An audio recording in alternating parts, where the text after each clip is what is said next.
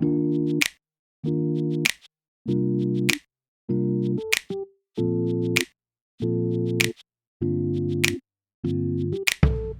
guys, it's Jeanette. Hope you're all doing well.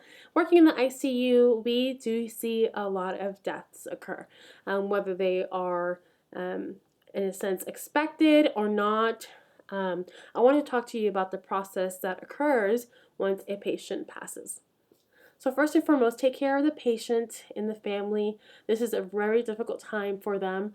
If it's a patient and, let's say, became palliative care or comfort measures, where they're withdrawing support, make sure the patient is comfortable and that the patient has support, that they have privacy during these last few moments. You may also find yourself in a position where you're in the room and you're starting to see a change in the patient's status. And go ahead and call family members, let them know what you're seeing, let them know what's going to occur so they can start making their way to the hospital and be with the patient. For instance, if I do see that no one's in the room, I stay in the room, I put some calming music on, I talk to the patient, and at that moment I try to reach out to the family members, let them know that their loved one will be passing shortly, and I wanted to inform them and obviously tell them to drive safely as they make their way to the hospital. None of this is easy, and as a nurse, as someone who sees this, make sure you also take care of yourself. But I wanted to go ahead and just kind of walk you through some of the things that we do after our patient passes. So let's say if you're coding someone and family members are now present and they would like for you to stop, doing chest compressions or trying to bring them back, at that moment, go ahead and make the patient presentable. A lot of our patients, let's say if they're intubated, when we do chest compressions, there's always a risk of internal bleeding, and then you start seeing blood kind of coming from the ET tube. Try to make the patient as presentable as possible. Grab towels. Try to disconnect as much equipment as possible. And what I like to do is, cover the patient up, make sure the face is clean, as well as to leave the hands right above the blanket. Some loved ones, family members, want to hold their loved one's hand. So I normally leave one hand above the blanket. I try to silence all alarms so things aren't beeping while they take those last moments. Once I give them the privacy and the time that they need, I let them know, hey, there's some paperwork that I need for you guys to sign with me, so whenever you're ready, I'll be right out here. I go ahead and close the blinds, let personnel know that to see the nurse prior to entering the room. That includes like housekeeping or any other visitors, and I just let them be and give them the time that they need. In this process, I'm working on printing my death packet as well as notifying Life Gift to determine whether the patient's a candidate for organ donation, organ or tissue donation. I give them a call as soon as the patient's pronounced, and then we kind of go through their questionnaire and they let us know if they are or not, and then we proceed with that. I also make sure that I get an asystole EKG strip, and that's what I end up charting, and I also let the physician or whoever's pronouncing know. If a patient is extubated and there's orders for an RN to pronounce, we normally request the charge nurse to go in and pronounce.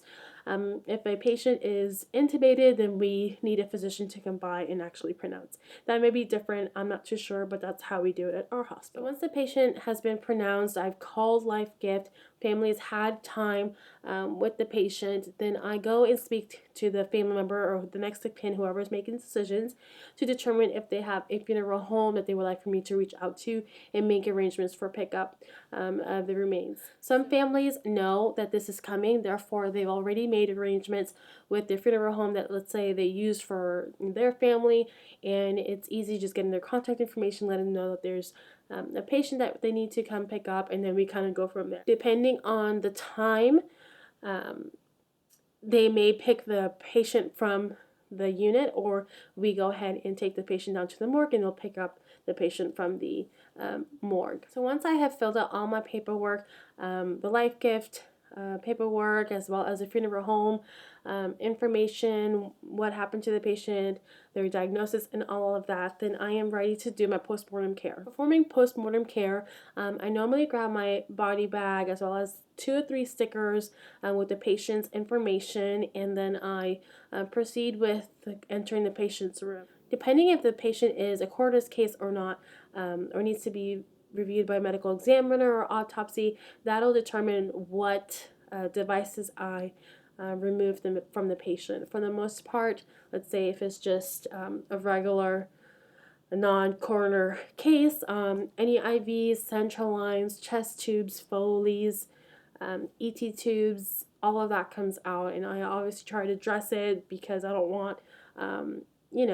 any drainage. So just like you're discontinuing any of those lines in your living patients, I do the same and bandage it with the pressure dressing and make the patient presentable. I try to wipe any obviously excess drainage, blood, or anything like that, and just try to keep the patient presentable. This is someone's loved one. At this point, I normally get some assistance from a peer, a coworker, so I can help get the body into the body bag. And it's moments like that when I zip up the body bag. I always say a little prayer and just, it's it hits me differently with every single patient. So yeah, I end up getting help getting the body into the body bag. I put a tag that comes with the body bag on the patient's toe with a patient sticker, and then I end up closing the 2 zippers of the body bag and then thread the second tag. And then if there are any patient belongings, then I tag that as well. And like I mentioned, depending on whether the funeral home is on their way or not, I leave them there until they arrive in the unit, or if we do need the bed, or let's say there's going to be a delay in pickup, then we move the body down to the morgue. So once I've taken care of the body and they're ready to head down to the morgue or be picked up, then I make sure that all my paperwork is documented well. So I need to put in document that I disclosed some information to whether it was the life gift caseworker or let's say the funeral home, because I do have to share some information of the patient. Other than that, I make sure that my flow sheet and my vital signs were all documented. If there are any extra patient notes that I need to put in there as to what happened, then I'll do that. I review, let's say, funeral home information. Let's say if a family member was supposed to call back with that information, then I make a note so the administrator on site can actually follow up. So something else that I need to make sure that is done is that the patient is actually discharged in the computer system, and that normally is starting from the time of death. If a patient is organ donor or proceeding with life gift, then that timestamp is very important because life gift, or I'm not sure the organization, picks up the cost for any medical treatment as they proceed with the organ donation. Also, I notify physicians that the patient has passed away, and also find out which physician will be signing the death certificate. So other things, after everything is completed, all the paperwork is done, I go ahead and bring the chart up to the desk or break down the chart, and then that's about it. I hope you learned something. Let me know in the comment section below if you have any questions. Thanks so much for watching. Don't forget to comment, like, and subscribe, and share the videos. Bye.